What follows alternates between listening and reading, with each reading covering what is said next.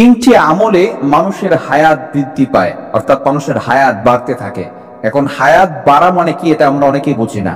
হায়াত বেড়ে যাওয়া মানে কিছু কিছু কারণে কিন্তু মানুষের হায়াতের ভিতরে বরকত আসে। অর্থাৎ অন্যান্য মানুষ 70 বছরে যেই কাজ করতে পারে নাই, আপনি 40 বছরে তার থেকে বেশি কাজ করতে পারবেন। এটা হচ্ছে হায়াতে বরকত পাওয়া। অথবা আপনি এমন কিছু কাজ করবেন, আল্লাহ তাআলা এমন কিছু কাজ আপনাকে দিয়ে করাবেন, যুগ যুগ ধরে মানুষ আপনাকে স্মরণ করবে। এটা হচ্ছে হায়াতে বরকত পাওয়া। অথবা আল্লাহ পাক রব্বুল আলামিন একেবারে আপনাকে সাধারণভাবে আপনার হায়াতের ভিতরে বরকত দিবেন এবং হায়াতটাকে আপনাকে বাড়িয়ে দিবেন। হযরত আলী রাদিয়াল্লাহু তাআলা জানিয়ে দিয়েছেন। এবং তিনটি আমল করলে আপনার হায়াত বৃদ্ধি পাবে। তিরমিজি শরীফের হাদিস, বুখারী শরীফের হাদিস এবং মুসনাদে আহমদ ইবনে হাম্বলের হাদিস রয়েছে। নাম্বার 1, 1 নম্বর আমল হচ্ছে পিতামাতার সাথে সৎ ব্যবহার করা। পিতামাতার সাথে যারা ভালো ব্যবহার করবে, তিরমিজি শরীফের ভিতরে হাদিস এসেছে, আল্লাহ পাক রব্বুল আলামিন তাদের আয়ুটাকে বাড়িয়ে দিবেন, তার হায়াতের ভিতরে আল্লাহ তাআলা বরকত দান করে দিবেন, তার হায়াত বৃদ্ধি করে দিবেন। সুতরাং পিতামাতার সাথে সবসময় ভালো ব্যবহার করার চেষ্টা করা।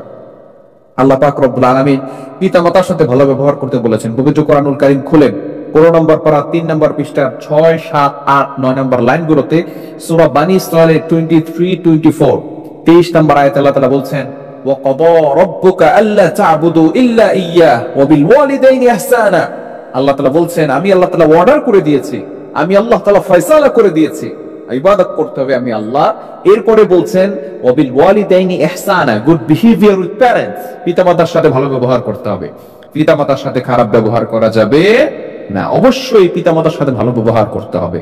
আল্লাহ পাক রব্বুল আলামিন এখানে ব্যাখ্যাও করে দিয়েছেন, খবরদার এমন শব্দ তুমি ব্যবহার করবে না যাতে করে পিতামাতা উফ শব্দটি বের করে।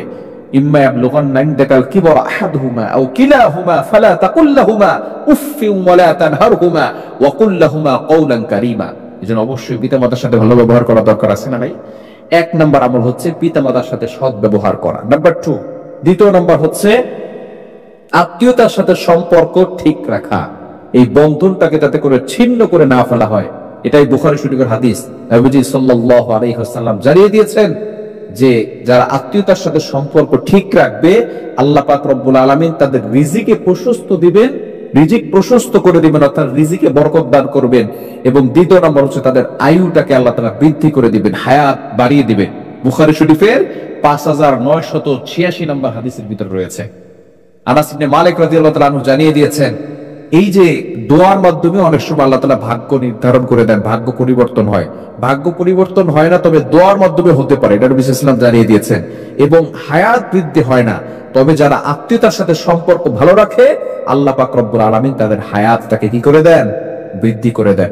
এই জন্য আত্মীয়তার সাথে সম্পর্ক ছিন্ন করতে যাবেন না। হ্যাঁ, তারা আপনার সাথে দুশ্মনী করতেছে, তারা আপনাকে গালিগালাজ করতেছে, তারা আপনার সাথে খারাপ ব্যবহার করতেছে, আপনাকে কষ্ট দিচ্ছে, বারবার আপনাকে হেয় করছে, প্রতিপন্ন করছে, আপনার সাথে কথা বলতে চাচ্ছে না, তারপর আপনি তাদের খোঁজ খবর রাখেন, দূর থেকে আপনি তাদের খোঁজ খবর রাখেন।